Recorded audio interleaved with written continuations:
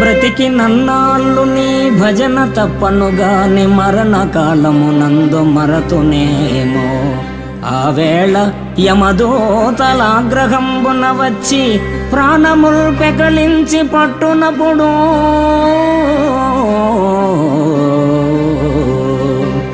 కఫవాత పైత్యముల్ కప్పగా భ్రమచేత కంపముద్భవమంది కష్టపడుచు నా జిహ్వతో నిన్ను నారాయణ నారాయణ నారాయణ ఎన్నుచు పిలుతునో శ్రమ చేత పిలువలేను, పిలుతునో శ్రమ చేత పిలువలేను. నాటికిప్పుడే చేతు నామ భజన తలచెదను చేరి వినవయ్య దయను జూపి.